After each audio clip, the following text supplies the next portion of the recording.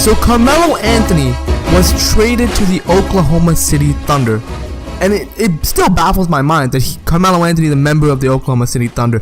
Now, I'm not going to waste my time reading an article to you guys because it's old news at this point. We know that Melo was traded to the Thunder. He was traded for Enes Kanter, Doug McDermott, and a 2018 second-round pick to the New York Knicks.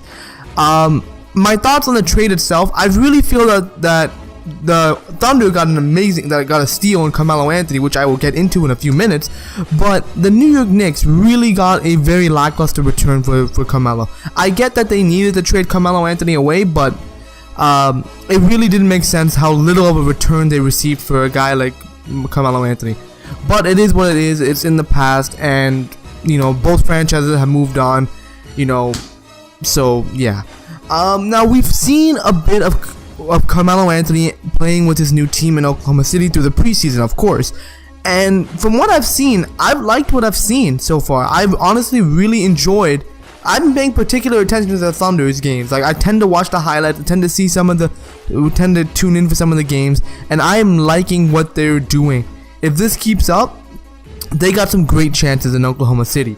Now, the main thing I want to get to in this little segment here, I want to talk about how Carmelo Anthony will fit on the Oklahoma City Thunder. Because yeah, it looks good. Russell Westbrook, Paul George, and Carmelo Anthony. That looks great. On paper, it looks amazing. But the main question that everyone's asking is, how will Carmelo Anthony fit in with this team? How will Carmelo go from being the number one option in New York to now maybe the third best option on the Oklahoma City Thunder? So that's what I want to get into. So I personally believe that this, unlike other people, I feel this is going to work out. Guys like Colin Cowherd and other analysts out there are all saying that this is going to fail. This is going to flop. You have three guys who do ball dominant, blah, blah, blah. And it's not going to work. Now, I'm among the minority that think that this actually could work. This has the potential to not only work, but could be amazing and could be something great for the future. So now, the first reason why I think this will work out is because Carmelo Anthony is no longer a number one guy. He's no longer a number one guy anymore. First of all, the NBA has changed. I mean, Carmelo Anthony is an ISO player. He's one of the old school type of players. When he was first drafted to the league, that kind of style worked. You were able to get by. But now defenses are smarter. Teams now, defenses are smarter. That style of play just doesn't work anymore because now it's so easy to stop. That's why a whole team like the Toronto Raptors are trying to remove that identity from them and trying to move to a more ball movement type of style of play, because they know that isolation plays do not work, especially in playoffs where defenses are a lot more decisive and they're able to combat that. So yeah, so the NBA has changed. That already default makes Carmelo Anthony no longer a number one guy anymore. The second reason is Carmelo Anthony is too old to be a number one guy. In my opinion, Carmelo Anthony, he's like 33, 34 years old at this point in his career. He shouldn't be the number one guy of his team because he just can't do everything. He has an injury history, and he is a guy who, isn't necessarily a number one option. He's not a guy who you can go to for every single possession on both ends of the floor. So therefore, he's not a number one guy anymore because of his age, and he shouldn't be at that age of his career. And now he doesn't have to be one. In Oklahoma City, he doesn't have to be the number one option anymore. In New York, he was the clear-cut number one. There was nobody else who was even worthy of touching the basketball there in New York, except Porzingis now. But now Carmelo Anthony doesn't need to be one, which brings me to my next point. Because Carmelo Anthony doesn't need to be a number one option anymore, this allows Melo to do what he does best. Carmelo Anthony is a scorer. He's not a lockdown defender. He's not a rebounder. He's not a post player. He is a scorer.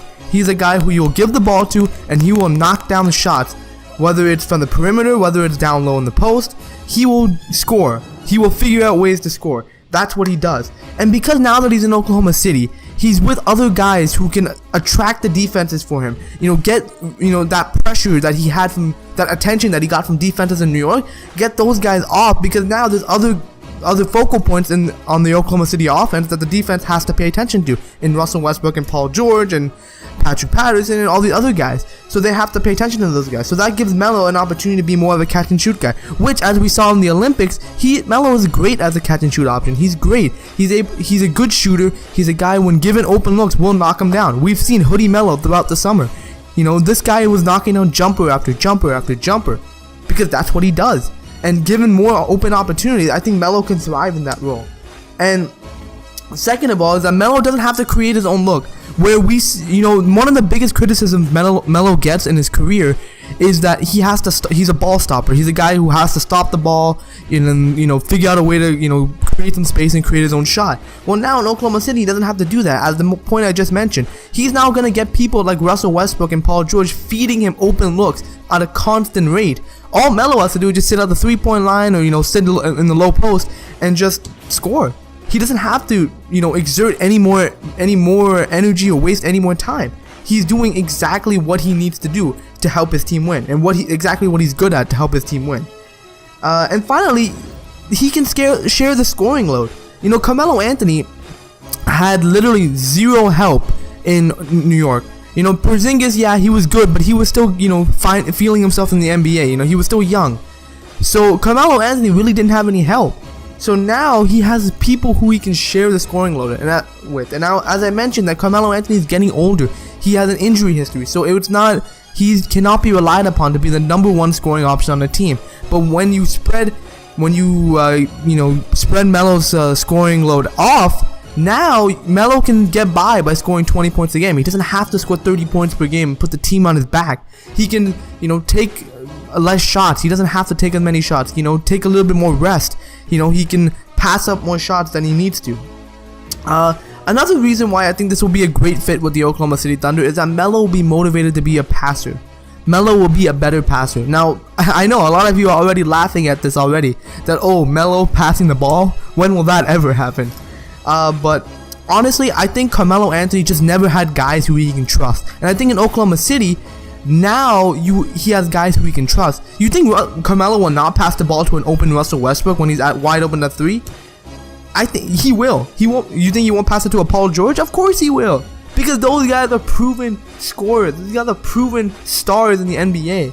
So Melo now has guys who he can trust. So you will see Melo being more of a facilitator. And I've actually noticed this in Carmelo Anthony's game just by watching him in preseason. He's more willing to pass the ball. Where in New York, you would never see him do that.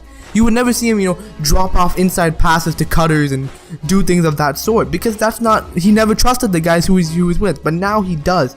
So that already complements him, because Melo, of course, is a big defensive assignment. He's someone that a defense will have to pay attention to. So again, just how the attention that Paul George and Russell Westbrook demand, Carmelo demands the same attention. So then vice versa, it not only gets Melo open looks, but it also gets other teammates open looks, and now Melo will have the opportunity to facilitate offenses and be able to pass to his teammates, creating even more scoring opportunities for the Thunder. So that's really how Melo fits. Now I'm gonna shift over to why it benefits the Thunder itself as a team. And first of all, it gives Russell Westbrook a target to pass to. We talked about this with the Paul George signing, where Russell Westbrook now has a guy who he can truly rely upon to, when he passes them the ball, to make the shot. And that's the same thing with Carmelo Anthony. Russell Westbrook can drive and kick. Carmelo will be at the 3. Carmelo will knock down that open shot. You don't have to worry. You don't even have to think twice. Melo will just take the shot and make it. So that's another benefit for the Thunder, where now Westbrook doesn't have to, be the sole proprietor, be the sole option on that team. He doesn't have to, score 50 points for the team to win. He can do what he does best, and that's score and create, and just help and be the leader of his team. And I think now that Melo is on this team and George, he has a lot more help, and you can see it in the preseason as well, where Westbrook now is a little bit more relaxed. He's playing a little bit more loose. You can see him when he drives and passes to Carmelo. He knows he doesn't have to think twice about that pass. He knows that if he passes the ball to Carmelo Anthony, he's gonna knock down that shot. So that's one point. The second point is that the Thunder bench units instantly get better with this acquisition of Carmelo Anthony. Why? Because now Billy Donovan has so many more options he can play with. Now he can make lineups in which every single lineup will have a superstar on the team. Whether you have Westbrook in the bench unit, whether you have Westbrook and George in the bench unit, whether you have Melo and George in the bench unit. There's so many combinations that you can do that will always have a great lineup for the Thunder at all points in time. And as we've seen with the Warriors and the Cavs and the Spurs, a great bench is always key to a successful playoff run, because the bench unit is what you need when the starters go off. You need to have that consistency.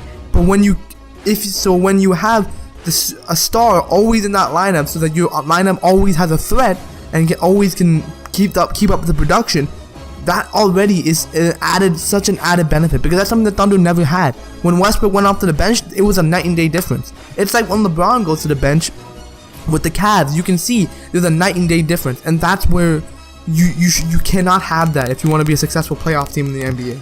So I think those are great benefits of the Oklahoma City Thunder. Now, of course, there is tons more Melo can do, but again, it's not my job to conjure those up. Those are for Billy Donovan.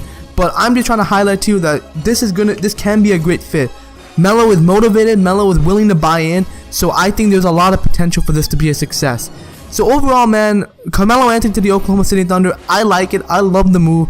I'm honestly so happy for Carmelo that he got out of New York, and I'm happy for Russell Westbrook that he was able to, that Sam Presti was able to put a team around him. I respect a general manager who be loyal to his star and get him a team around him. I respect that. Sam Presti did a great job this offseason. Now, so far it's so good. I like what I'm seeing. I hope it continues during the regular season, and I expect big things from the Oklahoma City Thunder.